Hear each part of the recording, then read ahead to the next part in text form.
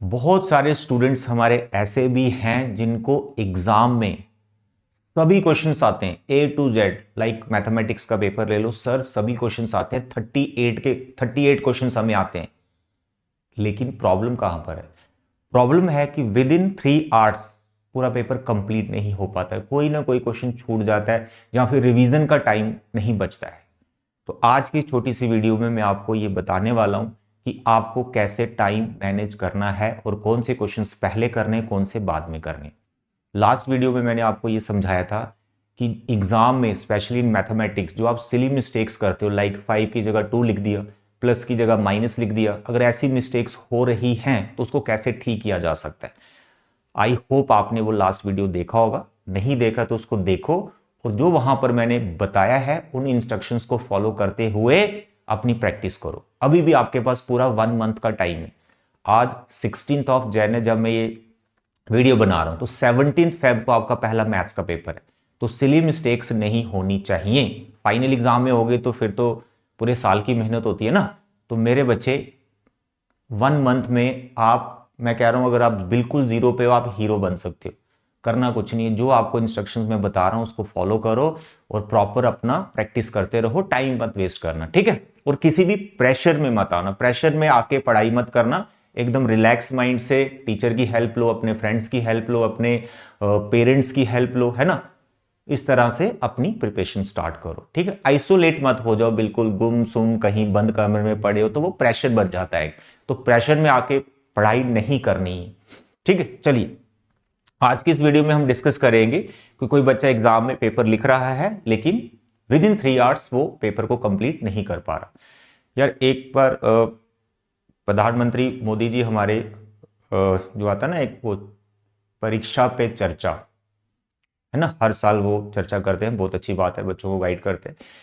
तो एक बार मैं सुन रहा था उनको, उन्होंने कहा कि एग्जाम में जो क्वेश्चंस आपको दिए जाते हैं तो सबसे पहले आप उन क्वेश्चंस को अटेम्प्ट करो जो सबसे डिफिकल्ट है। ये सुन के मैं बड़ा हैरान हुआ।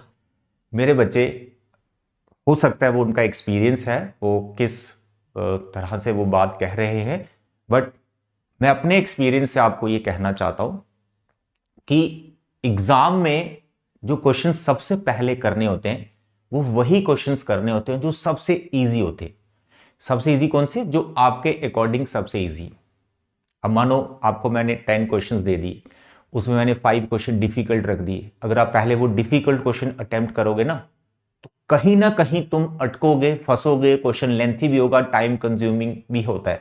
तो उसमें क्या होता है, थोड़ा सा दिमाग पे प्रेशर पड़ता है, टेंशन होती, स्ट्रेस होता है, अरे इतना टाइम लग गया इस क्वेश्चन को, कहीं कैलकुलेशन में उलझ गए।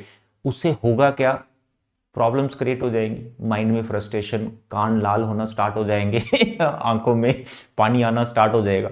मेरे प्यारे और दुलारे बच्चे, ऐसा आपने बिल्कुल भी नहीं करना है कि जो डिफिकल्ट या लेंथी क्वेश्चन है वो आपको पहले करना है। सबसे पहले आपको जो क्वेश्चंस करने हैं वो सबसे इजी वाले करने, ठीक है। 101% जिसमें आप श्योर है कि ये क्वेश्चन मुझे आता ही आता है यार, ये तो मैं ऐसे चुटकी बजा के कर लूंगा, ऐसे क्वेश्चंस आपको सबसे पहले करने। और ये डिसाइड आपको कब करना है? जब आपका एग्जाम होता है, आपको 15 मिनट्स का रीडिंग टाइम दिया जाता है, 15 मिनट रीडिंग टाइम। उस टाइम आपने ये डिसाइड करना है कि सबसे बेस्ट क्वेश्चंस आपके लिए उस टाइम पे कौन है।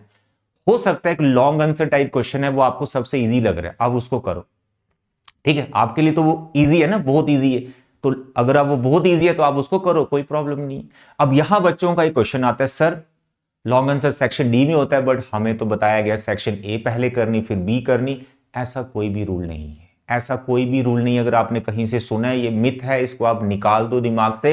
ऐसा बिल्कुल भी नहीं है कि आपको सेक्शन वाइज पेपर करना होता है। अभी सीबीएसई का एक सर्कुलर आया था, फिजिक्स, केमिस्ट्री और बायो रहता है साइंस में 10th वाले, और ऐसे ही 10th के लिए एसएसटी का, उसमें भी 4 सेक्शंस होती हैं, हिस्ट्री अलग होती है, ये सिविक्स अलग होती है और 2 सेक्शंस और होती है, ठीक है। उसमें भी सीबीएसई ने ये कहा है कि आपको फिजिक्स, केमिस्ट्री या बायो के क्वेश्चंस को मिक्स नहीं करना जो पहले हुआ करता था। अब इस सेशन से आपको फिजिक्स के जो क्वेश्चंस है वो अलग करने हैं, केमिस्ट्री के अलग करने और बायो के अलग करने, ठीक है। अब फिजिक्स के जब आप क्वेश्चंस कर रहे हो ना, लेट अस सपोज बायो, पहली ए सेक्शन आपकी साइंस की, बायो के क्वेश्चंस कर, जब आप बायो के क्वेश्चंस कर रहे हो तो उसमें 16 क्वेश्चंस होते हैं, तो उसमें ऐसा फिक्स नहीं है कि आपको वो ऑर्डर में चलना है कि पहले फर्स्ट क्वेश्चन किया, फिर सेकंड किया, फिर थर्ड किया, ऐसा कुछ नहीं है। आपको उन 16 क्वेश्चंस में जो सबसे आपको बेस्ट लग रहा है कि ये मेरे लिए सबसे इजी क्वेश्चन है, आप उसको पहले करो, नो प्रॉब्लम। ठीक, बस सेक्शंस को मिक्स मत कीजिए। कौन सी? साइंस और एसएसटी की बात कर रहा हूं। इन मैथमेटिक्स आप सेक्शंस को भी मिक्स कर सकते हो, ऐसा कोई भी रूल नहीं है कि पहले अगर आप सेक्शन बी का क्वेश्चन कर रहे हैं तो उसके बाद आप सेक्शन डी का नहीं कर सकते, ऐसा बिल्कुल भी नहीं है। मैथमेटिक्स में ऐसा बिल्कुल भी नहीं है। तो आप बिल्कुल ना घबराएं कि आपको पूरी सेक्शन पहले बी उठाइए तो आप बी को ही पूरा करेंगे, ऐसा कुछ भी नहीं। आपको एक मंत्र मैं दे रहा हूं, ये थंब रूल है किसी भी पेपर को अटेम्प्ट करने का, चाहे वो सीबीएसई का पेपर हो, चाहे किसी और भी कॉम्पिटिटिव एग्जाम का पेपर हो, सबसे पहले आपको वही क्वेश्चंस करने हैं जो सबसे इजी हैं। होगा क्या इससे? लेट अस सपोज मैथ्स में 38 क्वेश्चंस हैं, 38 ही होते हैं। अब आपने रीडिंग टाइम में सिलेक्ट कर लिए, सर मेरे को 38 में से ना 18 क्वेश्चंस एकदम परफेक्टली आते हैं, इतने तो आते ही होंगे है ना, आप इतनी प्रिपरेशन कर रहे हो, नो डाउट आपको 38 ही आते होंगे, बट आप मिनिमम मान के चलें आपको 18 क्वेश्चन ऐसे हैं जो एकदम 100% आप जिसमें श्योर हो कि मेरे को ये क्वेश्चन आते ही आते हैं। आपने सबसे पहले वो 18 क्वेश्चंस करने हैं, चाहे वो 2 एमसीक्यूज हो, 2 लॉन्ग आंसर हो, चाहे वो केस स्टडी क्वेश्चन हो, सबसे पहले आप उनको कीजिएगा। होगा क्या? कॉन्फिडेंस बढ़ेगा आपका एग्जाम में, एकदम आप फुल एनर्जी के साथ उन क्वेश्चंस को कर रहे होंगे और आपकी एनर्जी डबल हो जाएगी। क्यों? एक पॉजिटिव एनर्जी आपके अंदर जनरेट होगी, ये सोचते हुए कि आप हर क्वेश्चन को बना पा रहे बड़े मस्त तरीके से। उससे क्या होगा, जो लॉन्ग आंसर टाइप या फिर कोई डिफिकल्ट क्वेश्चन जो आपके लिए डाउटफुल थे कि सर ये पता नहीं मेरे को आता है कि नहीं आता, वो क्वेश्चंस भी निकलेंगे।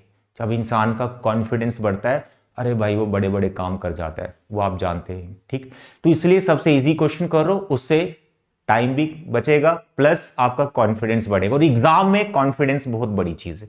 जिस बच्चे का कॉन्फिडेंस एकदम हाई है एग्जाम में, वो पेपर या डिफिकल्ट वाले क्वेश्चन जो नहीं आ रहे हैं उनको भी वो दिमाग में कुछ ना कुछ ऐसी चीजें आई जाती हैं कि हाँ इसको ऐसे बनाना है, कोई क्लिक कर जाता है क्वेश्चन, ठीक है, कि इसको ऐसे सॉल्व करना है। तो इजी क्वेश्चन सबसे पहले करने। और ऐसा बिल्कुल भी मत करना गलती से भी कि पहले वो क्वेश्चंस उठा लो जो डिफिकल्ट है, यानी जिनमें आपको डाउट लग रहा है कि यार कहीं एंड में कहीं मैं फंस ना जाऊं कैलकुलेशन में। उन क्वेश्चन को बिल्कुल कभी भी पहले मत करना, चाहे वो 1 नंबर का एमसीक्यू क्यों ना हो।